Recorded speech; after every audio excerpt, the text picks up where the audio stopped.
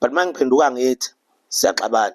Sanibona is Mr. Media X aka Art Papi aka Impandle Engafihleki aka Uzulu Warhol. I'm a multimedia artist and a creative director at Something Else Design Agency, and today I'm putting you on, as I always handle business. We are looking at Kuchicola's Stages album cover. This album cover was done by the musician herself. You can check out her page. I follow her mainly on Instagram.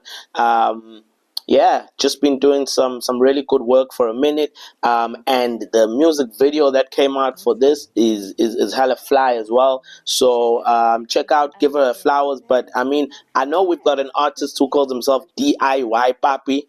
Could this be DIY Mommy? I don't know.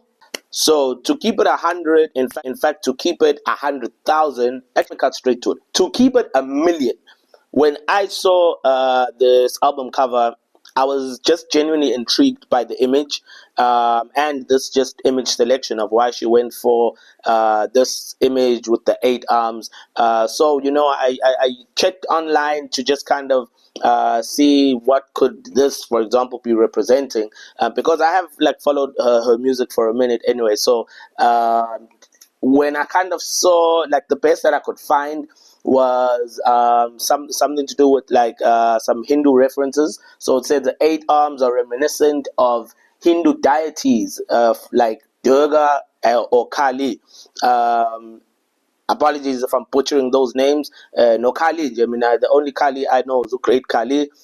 These deities are often depicted with multiple arms to symbolize their power and ability to perform multiple tasks simultaneously.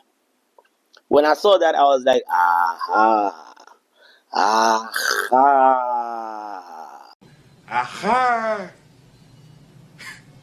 aha.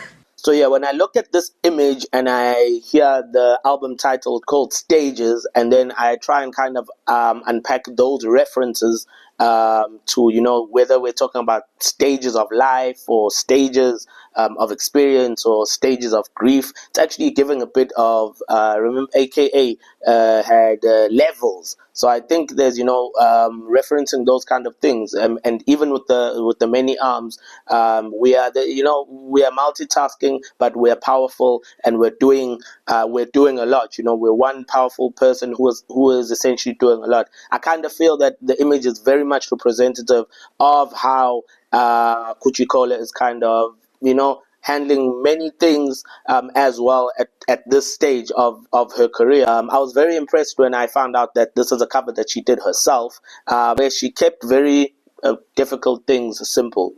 There's very basic things like color theory. When you have an orange, your complementary color is a blue. She kept things which are very she kept just very simple and basic principles. There was one strong, interesting image at the center, and at the center of the cover.